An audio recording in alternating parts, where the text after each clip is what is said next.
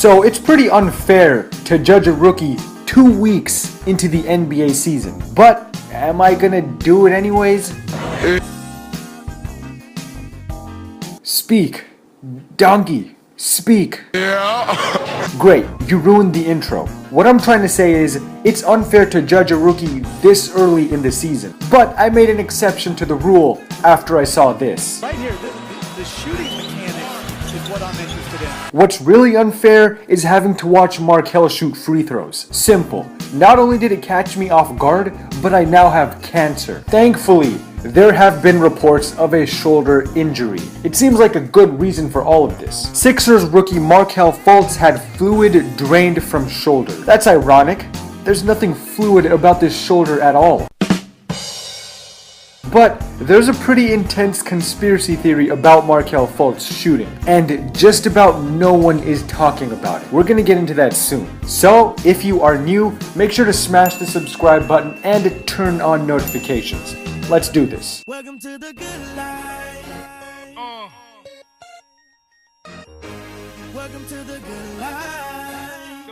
Okay, all in all, it's the finishing and shooting which really bothers me about Markelle. So far on the season, he's averaging 6 points, 1 assist, and 2 rebounds. Before Summer League, I claimed Markelle to be the best rookie in the NBA. But if you have the worst shooting form out of an entire draft class that also happens to feature Lonzo Ball, you're in trouble, man. I wasn't quite sure that was possible. Before we jump right back into the video, I'd like to give a shout out to the NBA PANINI app. Basically an app where you can open packs of cards on your phone just like NBA 2K, and it is the exclusive trading card app of the NBA. You can use cards in daily fantasy style contests to win coins, and you can get free coins every 4 hours just by logging in. It is the best companion app for the start of the NBA season. My username is Ali Kawar, so you can trade cards with me or fans around the world. So we are actually going to try opening some packs right now. Should be fun. And also, the user interface is really easy to learn. It's pretty fast too. Just want to go to open and wait a bit. It's very similar to 2K itself. Okay, so Drew Holiday. Not bad at all for a first pick. And we also got Al-Farouq Aminu. Pretty good. Pretty decent so far. And OG Anunoby, Rookie Kings. This has actually been a pretty great pack opening. So make sure to check out the link in the description. Now at first I thought this was only a free throw hitch, but it also translates over to his jump shot.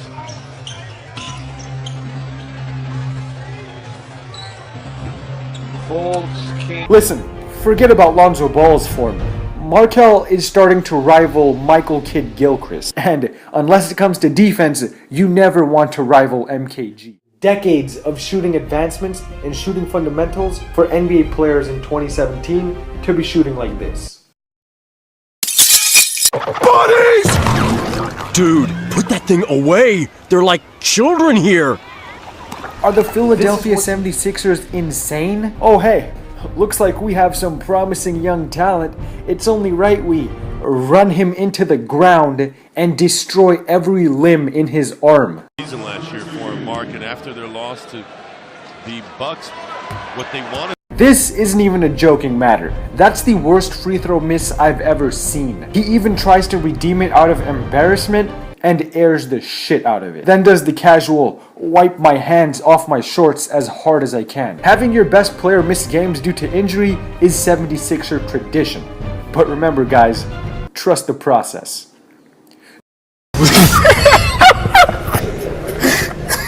No, I'm not trusting jack shit. This is the worst free throw form of all time. If his shoulder injury is that bad, not only should the medical staff be fired, but they should also be...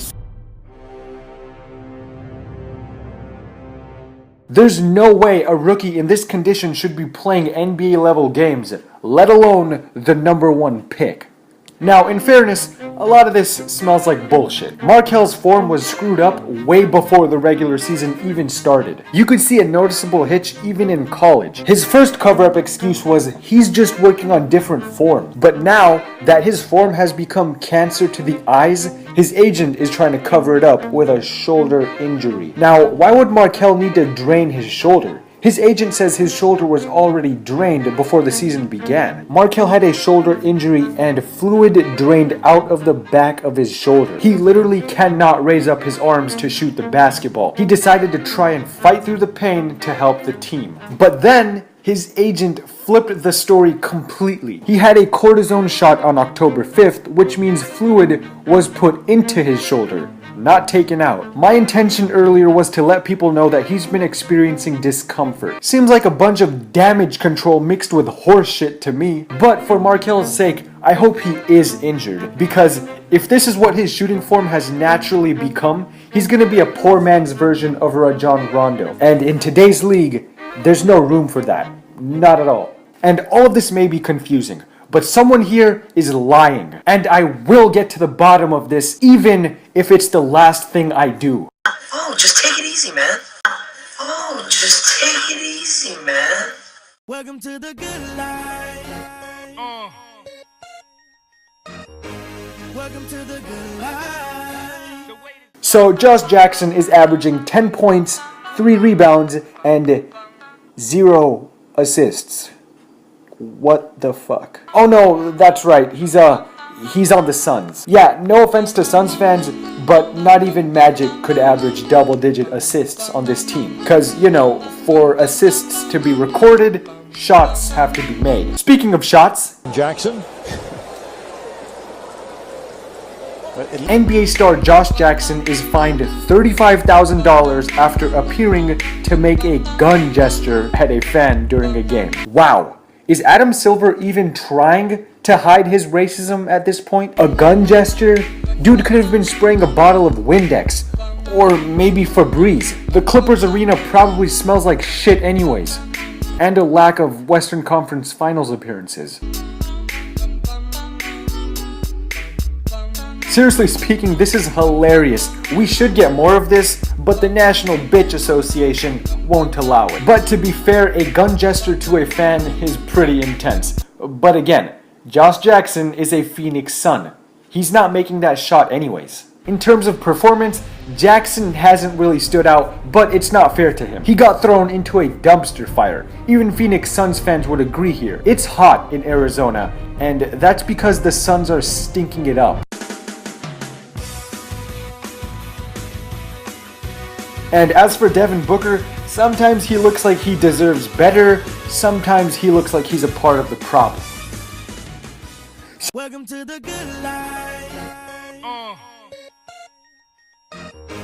Welcome to the good life.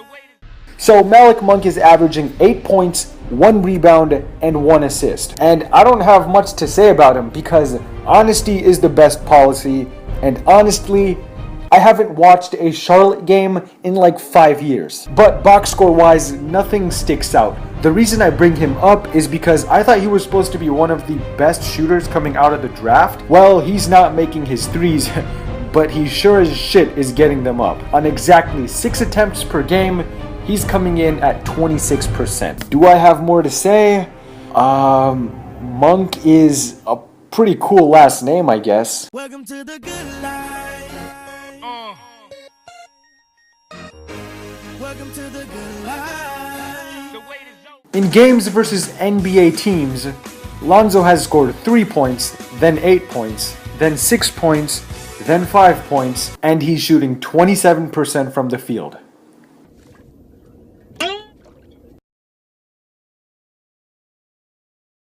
They picked up a pretty impressive win over the Wizards, and Egghead had some words. Hey, I told you! I don't just be talking just to be talking. Sure. I told you don't lose like that. Everybody stay here. You better watch. I told the Wizards you better be warned when you come up in here.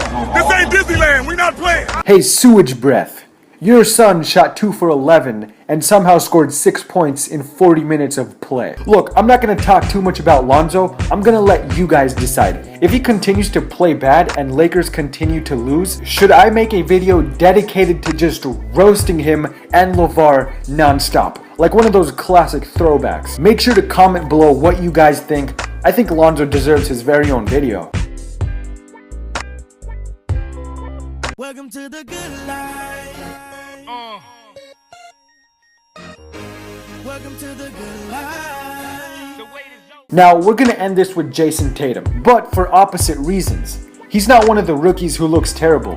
Matter of fact, he's most likely going to be the Rookie of the Year. I thought we'd end on a positive note, and he's been playing better than any other rookie in the draft. De'Aaron Fox hasn't been bad at all, but due to the win column, Tatum is the Rookie of the Year.